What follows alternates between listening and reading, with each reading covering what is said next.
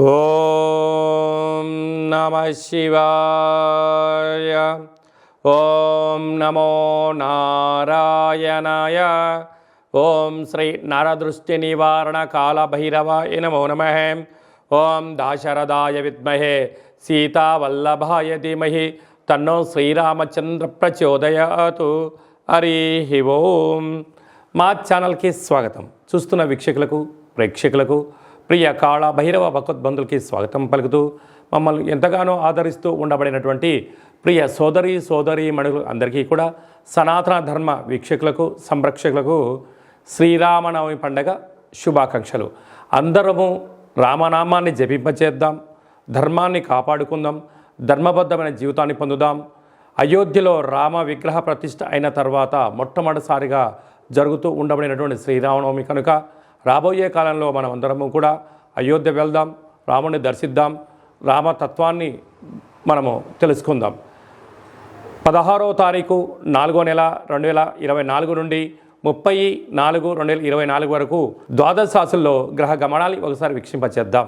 మేషరాశిలో రవి మరియు గురు సంచార స్థితి, కన్యరాశిలో కేతు సంచార స్థితి, కుంభరాశిలో కుజుడు మరియు శని సంచార స్థితి, మీనరాశిలో బుధుడు శుక్రుడు మరియు రాహు సంచార స్థితితో ద్వాదశ రాశుల్లో గ్రహ గమనాలు ఈ విధంగా ఉన్నాయి. వృశ్చిక రాశి వారు చైత్రమాస పూర్ణిమ సందర్భంగా ఎలాంటి విధి విధానాలు పాటించాలో ఈ వీడియోలో సవివరంగా సంపూర్ణంగా తెలుసుకుందాం. వృశ్చిక రాశిలో ఏ నక్షత్రాలు వస్తాయనగా విశాఖ నక్షత్రంలోని చివరి పదం 4వ పాదము, అనురాధ నక్షత్రంలోని 4 పాదాలు, జ్యేష్ఠ నక్షత్రంలో 4 పాదాలు కలిపితే వృశ్చిక రాశి. చాలామందికి పుట్టినటువంటి కాల సమయంలో డేటా బర్తులు లేనటువంటి కారణం వలన పేరు యొక్క మొదటి అక్షరాన్ని అనుసరిస్తూ రాశిని తెలుసుకునే ప్రయత్నం చేద్దాం. ఏ అక్షరాలు ఉన్నట్లయితే తో, నా, నీ, నో, నే, నో, యా, ఈ, యు అక్షరాల వారందరూ వృశ్చిక రాశి జాతకులే. వృశ్చిక రాశి యొక్క అధిపతి కుజుడు. వీరికి అర్ధాష్టమ కుజుడు, అర్ధాష్టమ శని. ఒకవైపు కుజదోషం, మరోవైపు శని సంచార స్థితి. సంతాన స్థానంలో బుధుడు శుక్రుడు రాహు సంచార స్థితి. 6వ స్థానంలో రవి గురు సంచార స్థితి.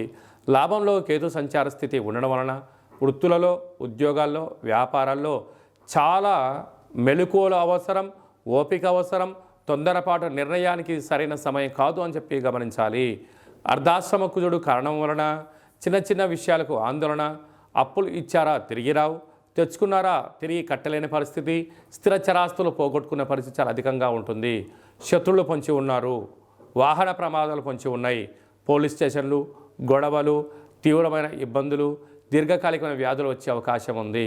బ్రెయిన్ స్ట్రోక్ లాంటివి, అలాగనే పెరాలసిస్ లాంటివి, థైరాయిడ్, షుగరు, దీర్ఘకాలికమైన రక్తహీనతతో కూడుకున్న వ్యాధులు పొంచి ఉన్నాయి.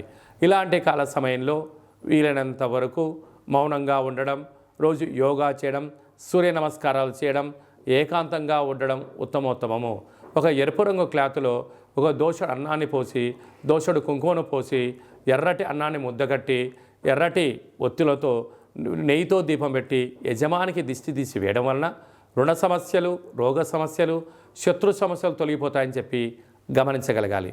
కనుక మీ జన్మ నక్షత్రమున పూర్ణిమ తేదీన ఎన్నో జాగ్రత్తలు అవసరం. స్వయంవృత్తుల వారు, సాఫ్ట్వేర్ రంగం వారు, హార్డ్వేర్ రంగం వారు, వ్యవసాయ సోదరీమణులు, గృహ భవన నిర్మాణ కార్యక్రమం చేసేవారు ఎంతో జాగ్రత్త అవసరమని చెప్పి గమనించాలి.